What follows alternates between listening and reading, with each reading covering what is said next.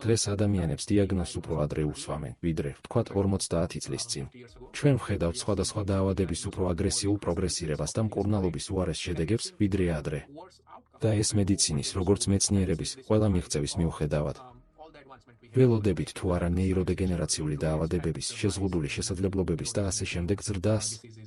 ვფიქრობ, ჩვენ უკვე ვხედავთ ამ ზრდას. მსოფლიოში კიბოს შემთხვევების ზრდა მართლაც შემაძრწუნებელია. მე მჯერა, რომ მას თამამად შეიძლება ეპიდემია ვუწოდოთ. მთელ მსოფლიოში კიბოს დიაგნოზი სულ უფრო ხშირად ისმება ბავშვებსა და გაცილებით ახალგაზრდა ადამიანებში, ვიდრე აქამდე მინახავს.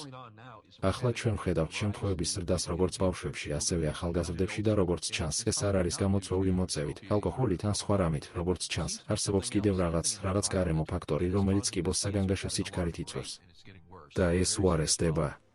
ეს ნამდვილად სერიოზული პრობლემაა. დაავადებები ახალგაზრდავდებიან. ამჟამინდელი თაობა ავადდება იმ ასაკში, როდესაც მათი მშობლები ჯერ კიდევ ჯანმრთელები იყვნენ. და რაც უფრო უარესია, ისინი ხშირად ერთდროულად არაერთ, არამედ რამდენიმე ქრონიკულ დაავადებას ებრძვიან. რატომ ხდება ეს თანამედროვე მედიცინის ყველა მიღწევის მიუხედავად? რა მოხდება, თუ მსოფლიოში ჯანმრთელობის ამ სწრაფი გაუარესების უკან არსებობს ფაქტორი, რომელსაც აქამდე ვერ ვაქცევდით ყურადღებას?